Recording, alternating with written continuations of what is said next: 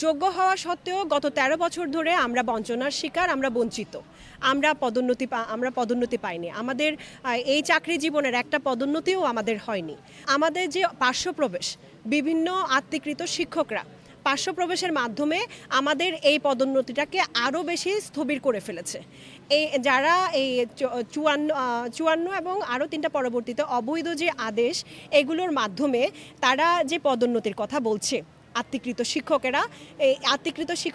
শিক্ষকদের এই পদোন্নতির সকল অর্ডারগুলো ছিল অবৈধ এবং অবৈধভাবে তারা আমাদের পদোন্নতিটাকে বন্ধ করে রেখেছে। যারা বঞ্চিত আছেন তাদের ভূতাপেক্ষ পদোন্নতি জিও জারি না হওয়া পর্যন্ত নো প্রমোশন নো ওয়ার্ক কর্মসূচির আলোকে আমরা সকল প্রভাষকরা, কক্সবাজার কলেজের সকল প্রভাষকরা এখানে একাত্ম হয়েছি।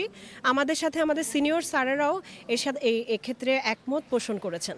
আমরা মূলত যে দাবিটা জানাচ্ছি সেটা হচ্ছে পদোন্নতির সকল শর্ত, যে শর্তগুলো আছে আমাদের বিভিন্ন বিভাগীয় পরীক্ষা এবং হচ্ছে আমাদের ফাউন্ডেশন ট্রেনিং, এই দুইটাতে আমরা সিনিয়র স্কেল পরীক্ষা এইগুলার ধাপগুলা পার হওয়ার পরেই আমরা কিন্তু পদোন্নতির জন্য যোগ্য হওয়া সত্ত্বেও গত ১৩ বছর ধরে আমরা বঞ্চনার শিকার, আমরা বঞ্চিত।